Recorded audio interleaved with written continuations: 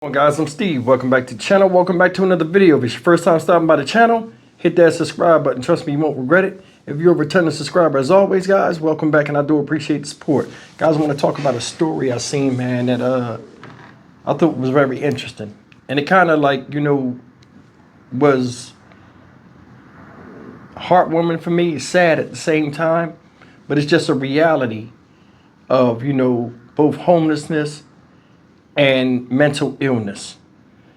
I'm going to talk about a story about a lady by the name of Rosemary Allen in Jacksonville, Florida. Shout out Rosemary Allen. And she has a son named Craig Allen. Shout out to him too. He's 46 years old, guys, and he's homeless and lives under a bridge out there in Jacksonville.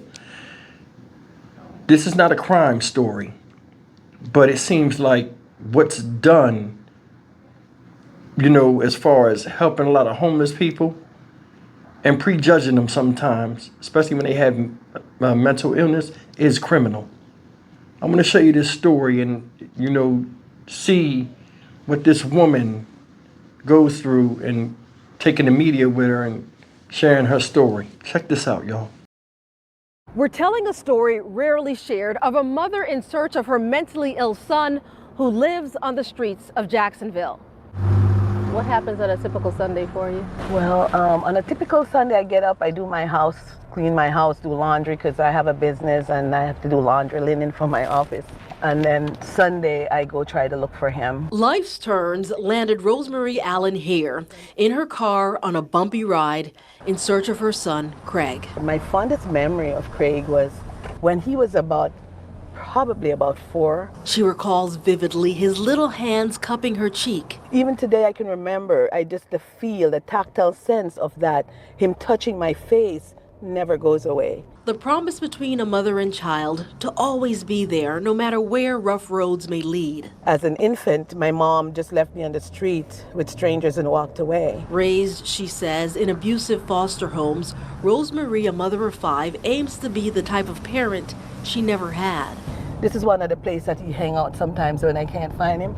I look over there, but I usually go to his spot first. Craig's spot is nestled underneath a bridge where he guards his stuff from rainwater that tends to wash his books away, animals searching for a meal, or other people in desperate need. And I cry a lot.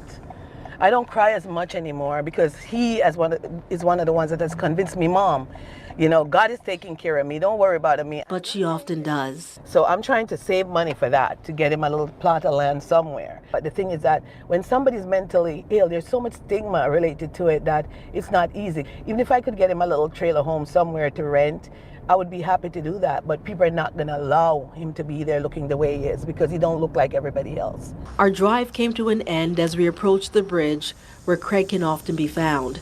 But before opening her car doors, there's one right here. She opened her heart, filled with memories of a different time. Drawing from them, you always love to draw. She imagined Craig would grow up working in the arts, perhaps become a veterinarian or work with plants in some capacity. I'm gonna see if I see him.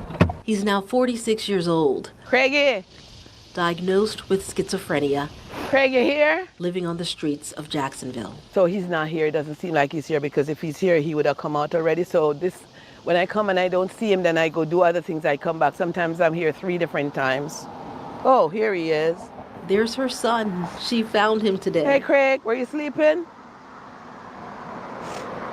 Pull up your clothes, baby. Craig spoke to us as best he could until he couldn't. His mental health issues took over, and we walked back to Rosemary's car. Pull up your pants, man. To fulfill today's mission. I got you your red velvet cake, Craig. She brought her son momentary reprieve from life unsheltered. Did you eat, Craig? Did you want me to go get you some McDonald's? She did just that like any mom would, making an extra stop and special delivery for her special child. All right, you good?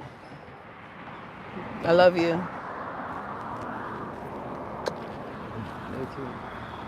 I'll see you in the week, all right? I love you.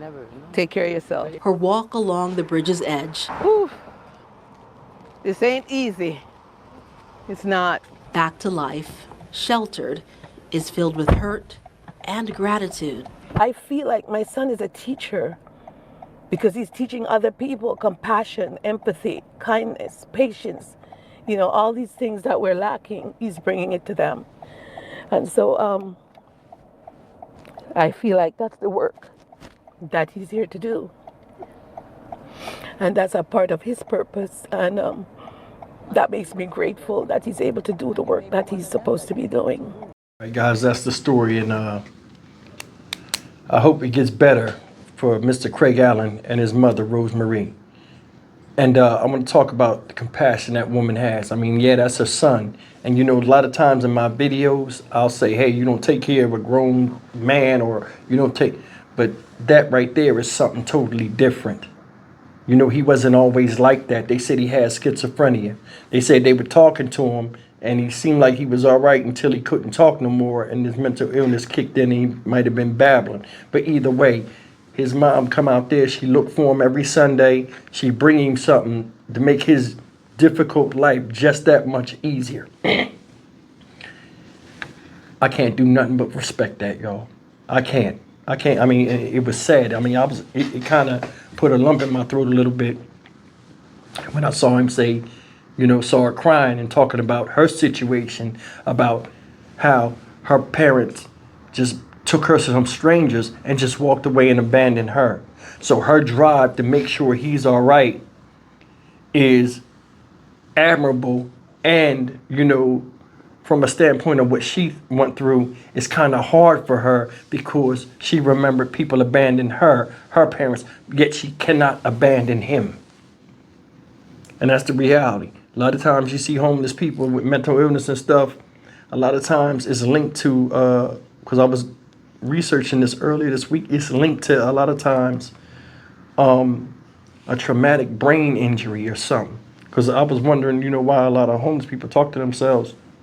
Now, it has nothing to do with this case, but I just thought that was an interesting point. But at any given time, situations like that, you can't judge. I was homeless when he came to Houston. On purpose, I was homeless, but I was homeless for a year, until I could get on my feet. But I was around gentlemen just like Craig Allen, and women alike. It's like they can perform basic functions and stuff, but like if you try to conversate with them, it's different. But I mean, he got the right to live just like anybody else. Another thing is, like I said, seeing her cry really upset me because she's doing all she can. And I'm sure if she had a chance to pay a certain amount of money, regardless of what the amount was, to get him right, she would do it. I mean, she has a lot of strength in her. Because to go out there every week and see your son in that condition and just comfort him, and then know you go home and you can lay in your bed and all of this other stuff while he's under a bridge and happy with it, that got to be heartbreaking. Heartbreaking. I don't judge people because they homeless and don't have stuff. Hell, need is need, and everybody needs something, whether it's money, better living arrangements, some counseling, hell, prayer, sometimes an ass whipping. Either way, man, need is need. And he seems happy being by himself. She said he reads his books and all this stuff. Whatever little bit he does have is valuable to him. I just wanted to share that story with y'all because a lot of people go through stuff. And I do stories on crime and stuff where people don't know how good they got it. And they want to do stuff to people that could ultimately, kill them or hurt them and stuff. But there are bigger issues out here. It's no damn way. She said, I'm saving money. This woman in her 60s. I'm saving money to get him a plot of land so he don't have to be under a damn bridge. Where is, just the whole situation of homelessness, it needs to be addressed. We're giving billions of dollars out every year to foreign affairs and stuff when human beings in America make this country go. Even though he don't work or anything like that, he still has some type of value. At 46 years old, he contributed something while he was in his right mind. So, I mean, why should he not be taken care of? He's still a citizen.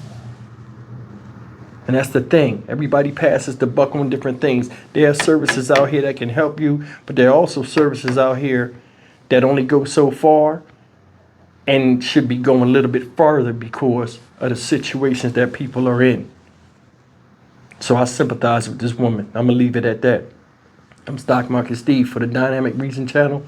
As always, like, comment, share, and subscribe. I hope this thing works out for the best of them. And I hope eventually he can get off the street or get somewhere safer and still maintain his freedom. I'll see you in the next video. Take care.